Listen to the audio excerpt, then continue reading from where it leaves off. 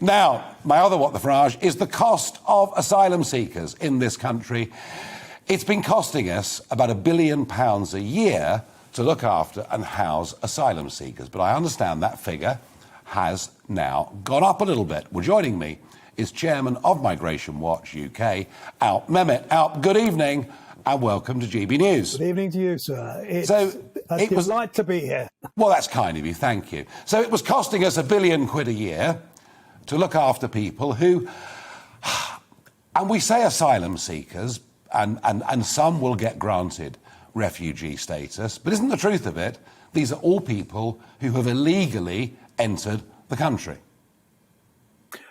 About 60% of those who apply for asylum usually come in some sort of clandestine fashion or irregularly or whatever you care to call it. So, yes, many of those have come in illegally, or what you and I would call illegally. Yeah. Others might describe in another way.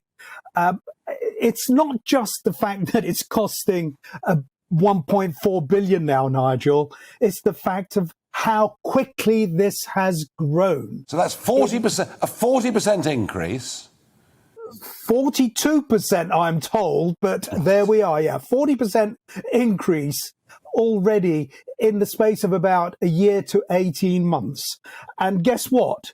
If what you've been pointing to for a long time now, those coming across the channel and the huge numbers and the way that's been going up, as that goes up, so will the cost of asylum, because over 90%, something like 97, 98% of them actually apply for asylum. Yeah, and of course it's been windy in the Channel for the last 10 days or so. The last day the sailings happened, 828 crossed the Channel and were taken into the reception centre at Dover. I've no doubt once the calm weather returns we'll get huge numbers. And Afghanistan, of course, Alp, is going to play a very big part in this. I mean, clearly we owe a debt of honour to the people that genuinely helped us whilst we were there over those 20 years in Afghanistan, and not to offer them refuge would, I think, be entirely wrong on any moral level. But I first heard Boris Johnson saying that we would offer that to interpreters. Then I heard a number of 20,000.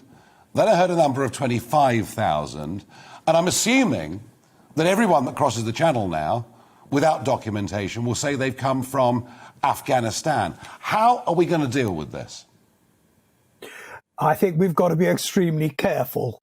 All those coming over, frankly, will not be genuine asylum seekers. And of course, as we have always done, those who genuinely are asylum seekers, who are needing asylum, refuge because of persecution and the rest of it, yes, of course, we will always help them.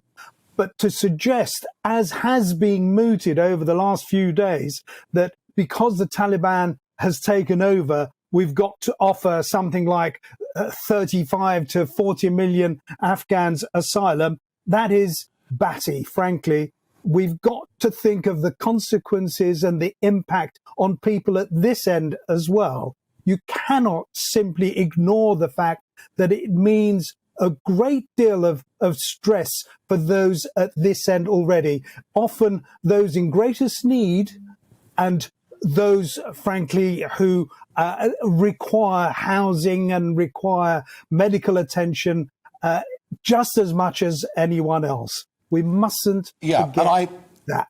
I understand now that one of the people that boarded a flight at Kabul airport and is now in the United Kingdom was actually on a no-fly list because of suspected links to extremism. Yeah, and this, I'm afraid, is going to happen. What we do about that, well, what we do is we're extremely careful in the first place when we are checking these people, when we're looking into their background, and we've got to be extremely circumspect about who we let in. That is an absolute must. Otherwise, the government will be letting down and putting at risk the security of our own people. That is not on.